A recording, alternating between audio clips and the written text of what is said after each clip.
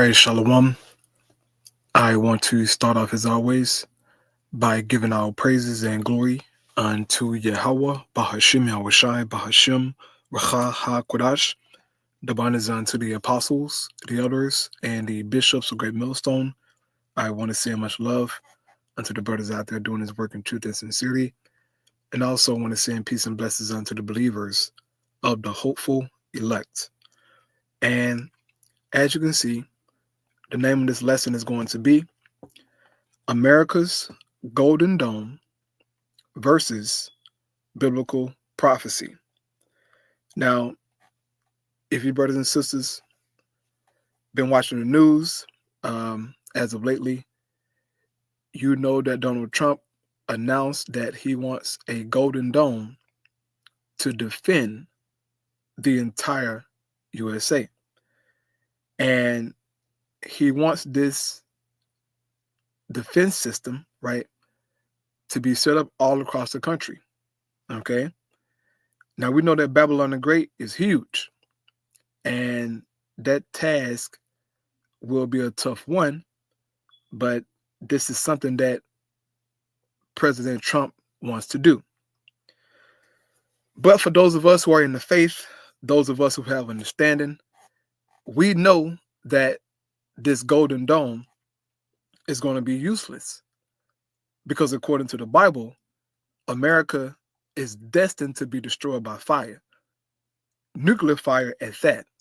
Okay, so Donald Trump will be wasting his time building this Golden Dome. So I'm going to play this video here from CNN and let them say what they say, and then want to get into Bible prophecy to show and prove that America will be destroyed regardless of what Donald Trump does or any president does. Okay, what's written is written, man. So without further ado, I pray you can hear this video. Audio is good, hopefully. It's about 5 minutes long, but I want to play the whole thing. I'll add a little speed to it, just a little bit. As the Trump administration works to drastically shrink the U.S. government, Donald Trump is pushing the Pentagon to build what he calls a Golden Dome defense system to protect the country from long-range missile strikes. Now, this would be similar to Israel's Iron Dome, except Israel is only the size about of New Jersey, with America obviously much larger. Experts say it would be virtually impossible, but sources tell CNN the White House is signaling no expense will be spared to make this happen. Joining us to talk more about this is retired Air Force Colonel and CNN military analyst Cedric Leighton. Always good to see you, Cedric. Let's start first with this idea of a Golden Dome defense system for the United States of America. Could that even be effective in a country that is this geographically large? Well, yeah, geographically large is, I think, a very relevant point here, Jessica, and it's great to be with you. The size of Israel is a little bit over 8,400 square miles. The United States has a square mileage of approximately 3.8 million square miles. So there's a large geographic difference between what the Iron Dome would cover and what the Golden Dome would cover, just because of that geography. So normally what you have in a case like this is you look for the kinds of things that you want to protect. So you want to protect a city like New York City or Washington or San Francisco, and you want to make sure that everything is set up so that we protect those areas. If an incoming missile goes after an area that is not populated, that is less of a risk than if it goes after an area that is populated or that is an important part of our infrastructure or our government. So those are the targets that you want to protect. So whatever they come up with when it comes to the Golden Dome is going to have to really concentrate on the areas that we think need the most protection. And that's going to, I think, drive the plans for it, the architecture of this, and also, of course, the costs. It's also, so we think about it in terms of actual physical size. There's also the geography of this, which in Israel, obviously that is a country that is surrounded by nations that and territories that can attack it or have attacked it. In this case, the United States obviously has oceans on both sides, and then Canada and Mexico. Do you think we need a defense system like this? Well, certainly not against either Canada or Mexico, and that's one thing that you have to look at. Where's the threat actually coming from? So, if the system is going to be designed to go after hypersonic missiles, which have a global or at least a potential global range, such as those that you find in Russia or in China, that would then be actually a different answer to your question, because the threat would actually come from overseas. So those oceans do protect us to an extent, but the range of missiles, such as a hypersonic missile like the Kinjal or one of those missiles from the Russians, that would create a situation situation where you would need some kind of protection against those missiles. But because they are so fast, that also then becomes a challenge for any system that is built to go after them. On the good news side of that, though, the Ukrainians have demonstrated that they can shoot down some of the hypersonic missiles using the Patriot system that already exists and, of course, is U.S. technology. Yeah. And we also learned that Boeing has been awarded this $20 billion contract to build a new fighter jet dubbed the F-47. This is going to have technology designed to be able to penetrate air defenses of potential enemies like China or Russia. So on that note, how would you evaluate the state of our Air Force, our military, and what this update might mean? Yes, so right now, the state of our Air Force is pretty good when it comes to penetrating enemy air defenses as they currently exist, such as the Russian air defense system or the Chinese air defense system, if you take those countries as potential adversaries. And the systems that we have, the F-22 and the F-35, are capable of penetrating those air defenses. The F-47 is designed to replace the F-22, but it has a kind of a dual role fighter-bomber type role in its initial designs, at least.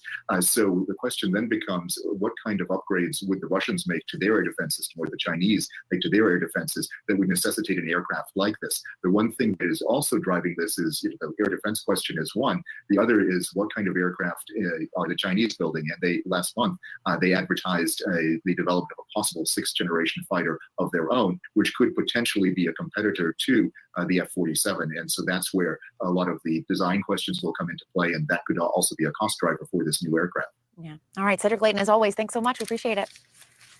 You bet, Jessica. Anytime. Thank you. All right, man. So there you have it. Donald Trump is coming forth with this Golden Dome, and he wants to defend the whole of America from hypersonic missiles or any kind of long-range missiles that can potentially bring harm to this country. Now, as I said earlier, those of us who have understanding, and especially a biblical prophecy, we know that America is destined to be destroyed and that nothing will stop the plans of Yahweh Ba'ashem Yahushai. And I want to get into a few precepts here to show you that America will fall and that her defense system will be useless against these hypersonic missiles that's destined to penetrate and to destroy. Now, the first precept I have here is the book of Nahum, the 3rd chapter. And I have verse 11 here, but I want to scroll up just so you can get context of what this chapter is talking about. When Nahum wrote this, all right, he was talking about ancient Nineveh, okay, which was a city in the Assyrian Empire, okay?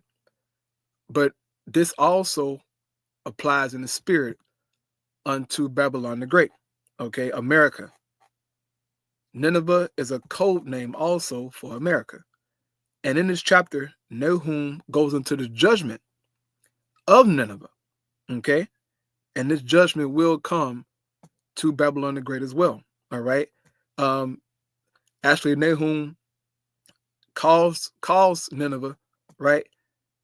He calls her the well-favored harlot, right? And we know that Babylon is known as the mother of harlots, right? She's the well-favored harlot as well. The mistress of witchcraft, which I read this verse here, it says, because of the multitude of the whoredoms of the well-favored harlot, the mistress of witchcraft that selleth nations through her whoredoms and families through her witchcrafts. This is talking about ancient Nineveh, but also this applies to Babylon the Great. All right. Now, as I said, Nahum goes into the judgment of what the Most High wants to do to the well-favored harlot. And I want to just jump down here to verse 11 and get to the points that I want for time's sake. So starting here at verse 11, right, it says, Nahum chapter 3, verse 11. Thou also shalt be drunken, thou shalt be hid, thou also shalt seek strength because of the enemy. All thy strongholds, right, your defense systems, okay, this Golden Dome, or the THAAD system, or the Patriot system, whichever one suits your boat.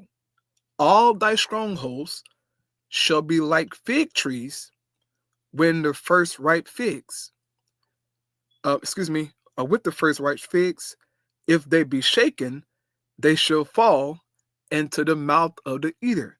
In this case, those missiles, all right, they're going to destroy your strongholds. It says, behold, thy people in the midst of thee are women. The gates of thy land shall be set wide open unto thine enemies. The fire, right? It says the fire shall devour thy bars. Meaning what? Your defense system is going to be destroyed. It will be useless. Okay? And the Most High is going to rain fire on Babylon the Great. The gates of thy land shall be set wide open unto thine enemies. Meaning what? Your enemies, okay, are going to have the opportunity to shoot missiles on you, man, to destroy your land, okay? So that golden dome will be completely useless, right? But there's more, okay? I want to go to Joel chapter 2 here, and I'm going to start at verse 1. It says, blow you the trumpet in Zion, and sound an alarm in my holy mountain, which this is the role of the prophets. The prophets blow the trumpet spiritually, right? And give the warning by way of preaching. It says, let all the inhabitants of the land tremble, for the day of Yahweh cometh, for it is nigh at hand, a day of darkness and of gloominess, a day of clouds and of thick darkness, as the morning spread upon the mountains, a great people and a strong. There had not been ever the like, neither shall be any more after it, even to the years of many generation. Now, when he says that it's a great people and a strong, he's not talking about actual people, okay? And as I read on, you will see that. Actually, he's comparing these missiles unto an army, right? Unto a well-orchestrated army, right? This is what he's comparing it to. And as I read on, you're going to see that. Verse 3 says, a fire devoured before them, and behind them a flame burneth. The land is as the Garden of Eden before them. What land? The good old US of A, okay? Babylon the Great. All of its riches and its honor and its glory, okay? Its beauty. So this country is as the Garden of Eden before them, but then it says, and behind them a desolate wilderness, yea, and nothing shall escape them. Meaning what? Once these missiles hit, Babylon is going to be wiped clean, okay? Desolate wilderness, man. So these missiles going to penetrate and bring great destruction, and it says nothing shall escape them. Absolutely nothing, man. This whole landmass will be consumed by fire. It says the appearance of them is as the appearance of horses, and as horsemen, so shall they run. So they're being compared to horsemen, right? To men on horses, okay, in a battle. It says, like the noise of chariots on the top of mountains shall they leap, like the noise of a flame of fire that devoured the stubble, as a strong people set in battle array. So he's likened these missiles unto an army, okay, of a strong army getting ready to set battle, man. All right. It says, verse 6, before their face the people shall be much pain. All faces shall gather blackness. Meaning what? Before these missiles actually hit Babylon the Great, these Americans, these Babylonians, man, will be terrified, okay? They will grow pale at the sight of these ICBM missiles, okay? At the sound of them. because these missiles are going to break the sound barrier, man. I mean, you can hear them before they even hit. It's going to be devastating. Okay. Now, real quick, I already have Isaiah 13 pulled up. Don't want to try to jump ahead, but I love comparing these two precepts here. Let me get it in the NLT. I want to read verse 6 on down here. This is Isaiah 13 and verse 6. It says, "Scream in terror, for the day of Yahweh has arrived, the time for the Almighty to destroy. Every arm is paralyzed with fear. Every heart melts, and people are terrified." Why? Because it's time for judgment, man. They're going to see Yahweh shine. They're going to see the missiles. They're going to be confused and perplexed. Okay? It says, "Pangs and anguish grip them, like those of a woman in labor. They look helplessly at one another, their faces aflame with fear." So they're going to be looking around like, what the hell? But they will be helpless. Okay? Helpless, man. And they're going to watch the missiles penetrate the sky, bro.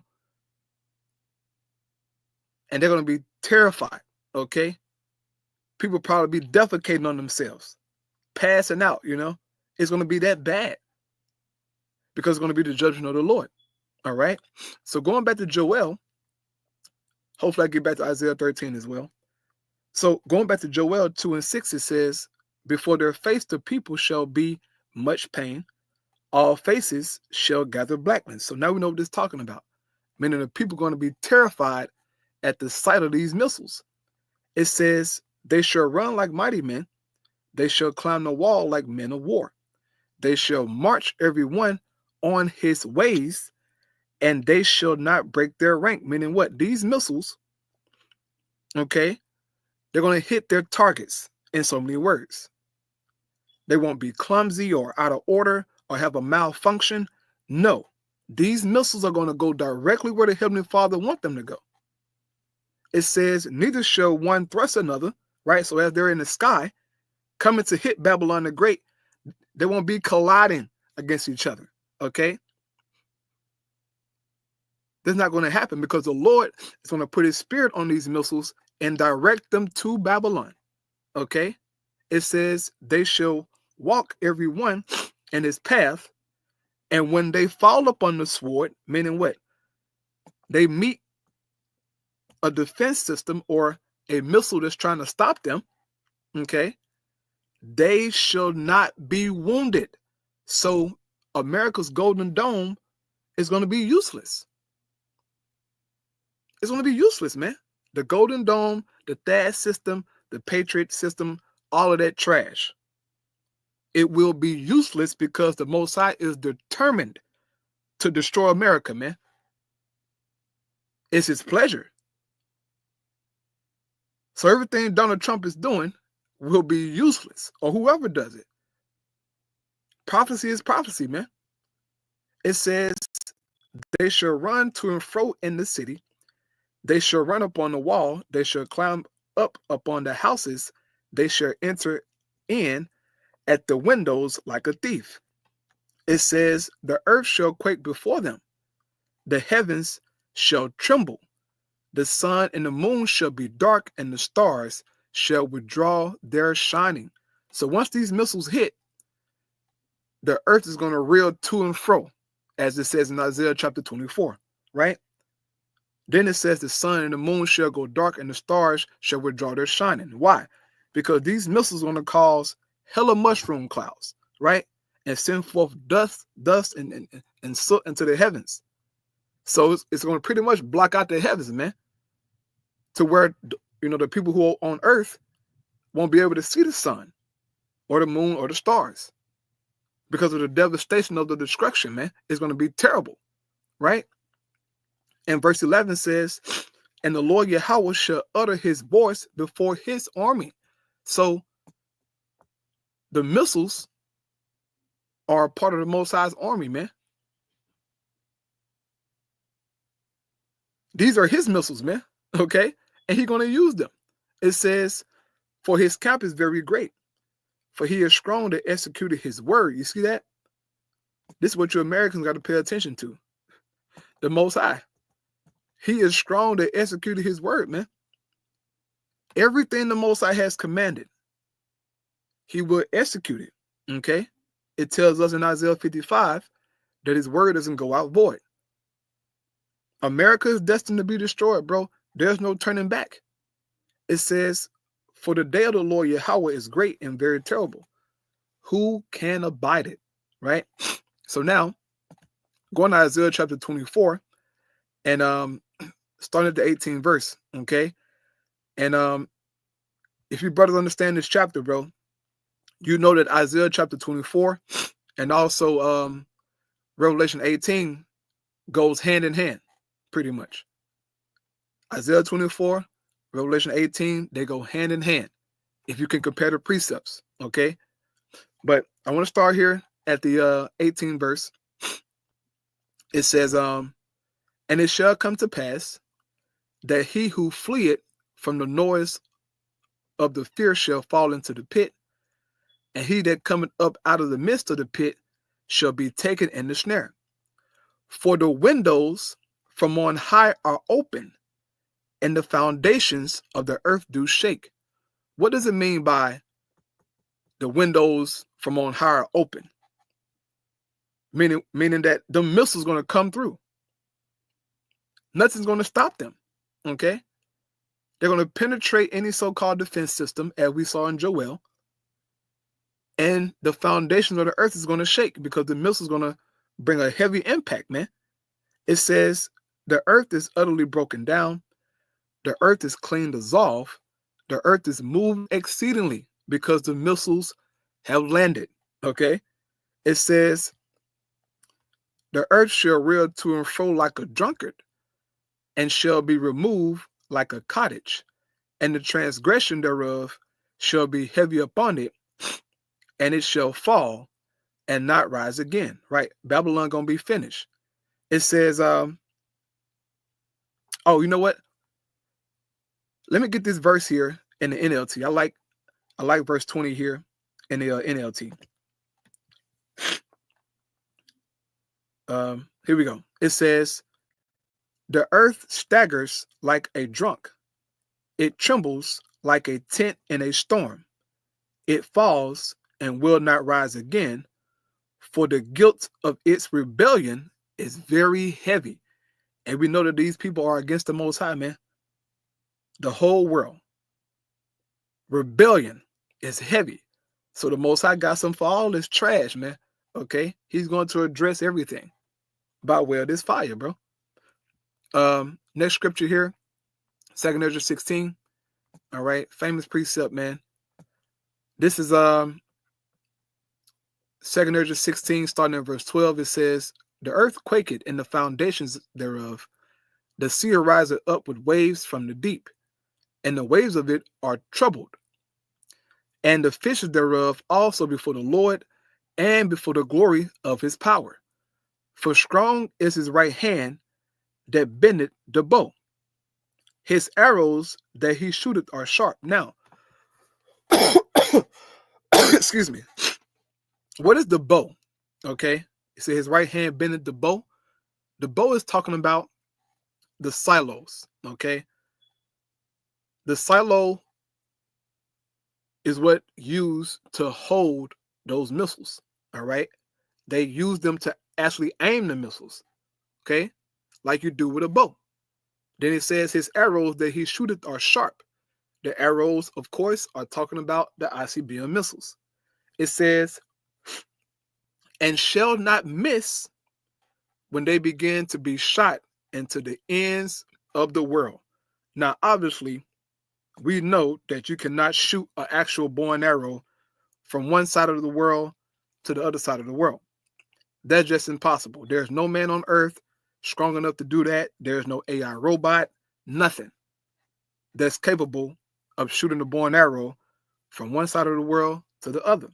So this obviously talking about something else. And that something else is the ICBM missile, right? Intercontinental ballistic missile, meaning what? These weapons have the capability of traveling from one side of the world to the other. And this is what Ezra is talking about. It's just that he's using the language and the verbiage of his time to describe something that he never saw before. But he could compare it, okay, it's a bow, it's an arrow. But it wasn't an actual bow and arrow. He saw a missile, okay, a hypersonic missile getting ready to do damage, okay? They shall not miss. So the Golden Dome will be useless, okay? Now, I was at Isaiah 13, right? Let me go back to the KJV, and I'll read, I think I wanted verse 4 and 5, or maybe 3, 4, and 5. Yeah. Isaiah 13 and 3, right? It's talking about Babylon. It says, I have commanded my sanctified ones, which is talking about the prophets. I have also called my mighty ones for mine anger, even them that rejoice in my highness. That's talking about Yahushua and the angels, obviously, right? They're going to get down as well. They're going to take part in this final battle known as World War III. Bible calls it the War of Armageddon, right? It says, verse 4, the noise of the multitude in the mountains, like as of a great people. A tumultuous noise of the kings of nations gathered together. The Lord of hosts mustered the hosts of the battle. They come from a far country, from the end of heaven, even the Lord Yahweh, and the weapons of his indignation to destroy the whole land. So the prophet Isaiah, right, he sent a vision, man. And he saw a vision of the Lord coming and his weapons coming to destroy Babylon, man. He said destroy the whole land, not just some of America, New York and, LA and, Houston. No, the whole land is going to be destroyed. Okay? This is the Most High determination. Man, I remember in that clip, she mentioned how America, she said, she said that America is defended by two oceans, right? You got the Atlantic Ocean and the Pacific Ocean. And then she said, so what's the use of a golden dome when we have the ocean to protect us? Well, Isaiah 13 don't give a damn about no ocean. Okay? The Lord gonna come, man. You're crazy. He's coming to destroy the whole landmass of Babylon, right? And when you jump down here to the 19th verse, right? Isaiah let her know. It says, and Babylon, the glory of kingdoms, right? America, the greatest country in the world, right? The beauty of the Chaldees' excellency shall be as when God overthrew Sodom and Gomorrah. Now, how did the Most High God overthrow Sodom and Gomorrah, right? I'm sure you Christians can answer that question. He rained fire and brimstone out of heaven on those cities, right? And destroyed them. And now you can barely identify Sodom and Gomorrah, right? Certain scholars, okay, they found sulfur, and they found the hailstones, okay, in certain, spots, but it's hard to identify where Sodom and Gomorrah was. But they can see the aftermath of what the Most High God did, man. And these devils know it's true. They know Sodom and Gomorrah got destroyed by the Most High, man. They know it. But yet, in their pride, they continue to push this rainbow crap, right? All across the world, man. The Most High gonna do damage. So just as he destroyed Sodom and Gomorrah, right? He's gonna do the same judgment to Babylon. Now, you Christians out there, like Vocab Malone and the rest of you flunkies out there, right? You say that Isaiah 13 already took place. But yet you have no proof that Babylon, okay, the Neo-Babylonian Empire under Nebuchadnezzar, you have no proof that the Most High God rained fire and brimstone on that city. You have no proof. What happened was, it was a peaceful transition, okay? When Cyrus the Great came to the walls of Babylon, they opened up the gates for him. He met little to no resistance, okay? Little to no resistance, man. So obviously, this one's talking about the Neo-Babylonian Empire. Obviously. This is talking about a future Babylon, which is Babylon the Great, aka America. All right? But reading on, it says, it shall never be inhabited, neither shall it be dwelt in from generation to generation. Neither shall the Arabian pitch tent there, neither shall the shepherd make their fold there. But the wild beasts of the desert shall lie there, and their houses shall be full of doleful creatures, and the owls shall dwell there, and the satyrs shall dance there. And the wild beasts of the islands shall cry in their desolate houses, and dragons in their pleasant palaces. And her time is near to come, and her days shall not be prolonged. So, according to the Bible, man, America doesn't have long. Okay? She's destined to be destroyed, man. There's no way around it. And this is why we're so confident. Because of what's written, bro.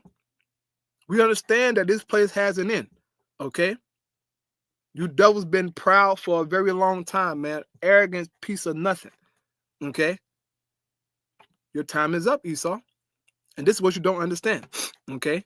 You think Donald Trump is going to just save America and bring her back to her former state. That ain't going to happen, nigga.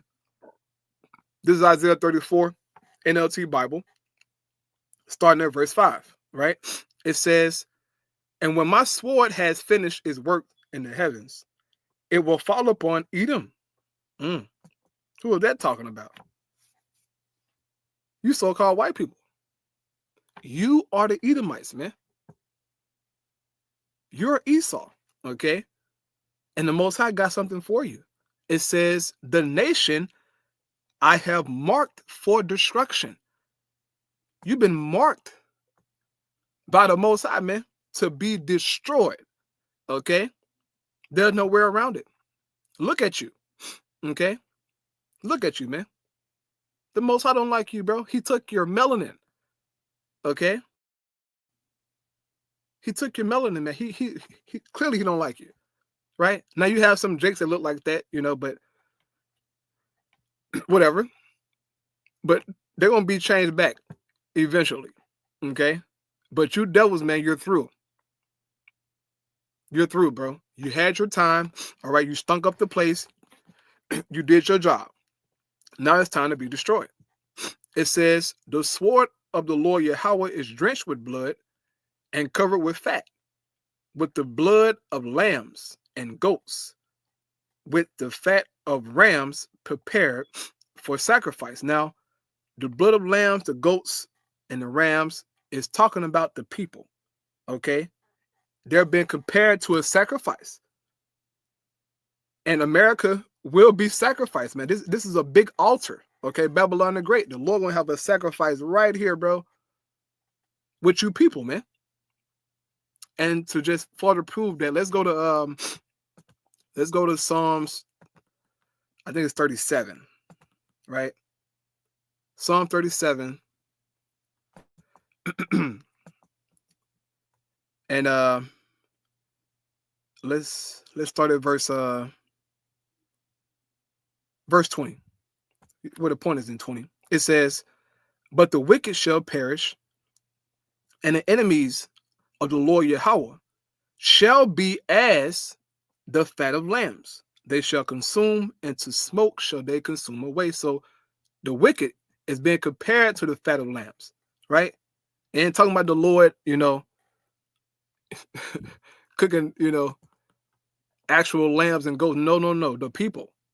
You will be that, okay? So back in the verse here, it says, yes, the Lord Yahweh will offer a sacrifice in the city of Basra. He will make a mighty slaughter in Edom. You see that, bro? Bro, the Lord finna do damage here in Babylon, dog. You people, man. The Most High don't like you, man. A mighty slaughter, okay? You Edomites, man. He gonna get you, bro. And look, we can't wait, okay? Verse 7 says, even men as strong as wild oxen will die, the young men alongside the veterans, right? America and her veterans, right? Through, okay? It says, the land will be soaked with blood and the soil enriched with fat. For it is the day of the Lord's revenge, the year when Edom will be paid back for all it did to Israel. Ooh, oh man, the big payback, Esau. You have to pay for what you did to us, bro. I don't care about you calling on Jesus or Allah or Krishna, whoever. Call on whoever. No one is going to save you from this payback. See, Jake is seeking reparations, in the flesh, trying to get a bank, trying to get some land, whatever. Cool, I understand. But it won't heal your trauma and what you have been through, Jake. Your problem isn't just in the flesh, Jake, okay? What Esau did was very damaging for generations, all right? This nigga hate us, okay? And him giving you some land, all right, or a contract, for BET, it didn't know. It's not going to solve and heal what he did. The Most High finna get this nigga. It says for all he did, everything.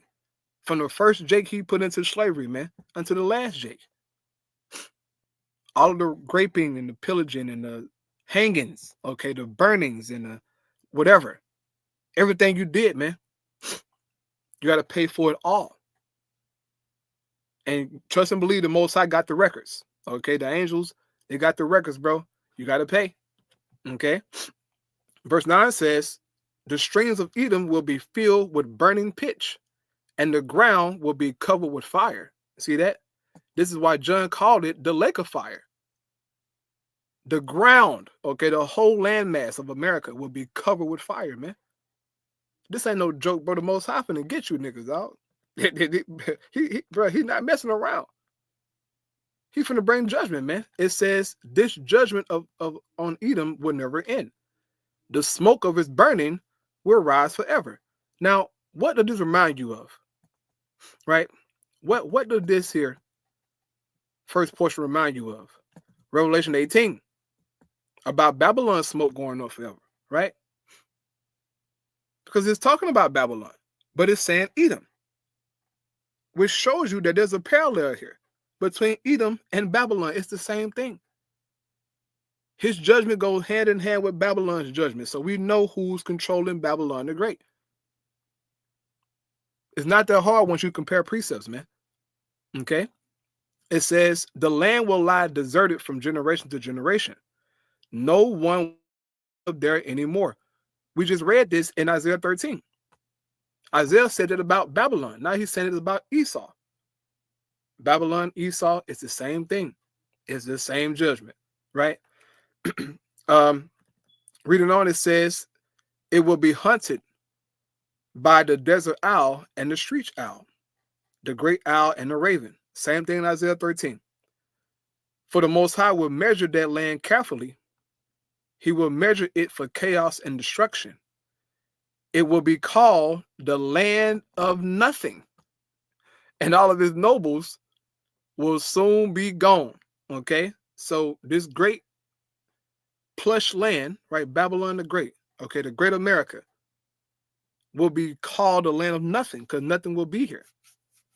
The Most High going to consume everything, right? Peter speaks about the elements burning with fervent heat, man. Actually, he said melt with fervent heat. So the Most High is going to melt this place, man. Everything that's in it will be gone, okay? This is the Most High's judgment. Last precept, and I'm going to close out here. Revelation 18 and the 6th verse, all right? And look, we know what it's talking about. It says, reward her even as she rewarded you, right? That's that payback, right? It says, and double unto her, double according to her works. and the cup which she had filled to her double. Esau, what is double of what you did to the so-called black man, to the so-called Native American Indians, to the so-called Latinos? What's double of that, man? You've been exterminated, okay? Ultimately. You shed a bunch of blood, Esau, man. We're talking about just from the 1400s until now, okay? You did a lot. But of course, what you did during the Roman Empire and the Greek Empire, okay? All of that blood, man, all of that wickedness, all of that nastiness, all of the just vile things you did to Jake, all of that got to be paid for, bro. We talking thousands of years of like you just been a demon to Jake, bro. You got to pay for that, man. So in Obadiah, it said that you have to be wiped out as a race of people for your crimes. Okay, that's your judgment.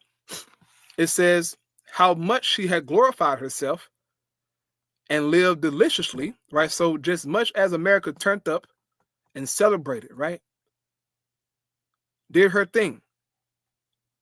It says so much torment and sorrow give her. So just as much as she turned up and glorified herself and boasted, give the same amount of judgment in so many words. It says, for she said in her heart, I sit a queen and am no widow and shall see no sorrow. In other words, we're the greatest country. We'll never go down. We'll never be attacked. We'll never nothing, right? The Golden Dome. This is the mindset of these Edomites, okay? The spirit over here. The big bad bully. It says, therefore shall her plagues come in one day, death and mourning and famine, and she shall be utterly burned with fire, for strong is the Lord God who judged her. So, according to the Bible, America will be utterly burned. So, you can build your Golden Dome. You can say all the glorious things you want to say on TV. We know what the Bible says. So, I'll close out with that, man. You know, just my little response to this video here. You know, I saw a few people talking about it, but they ain't got no understanding, bro. This country is finished, man. Lord willing, it was edifying. All praise Yahweh by Shema Shai by Shema Chakodash. The abundance to the apostle elders, great millstone. Peace and blessing to the elect. Shalom.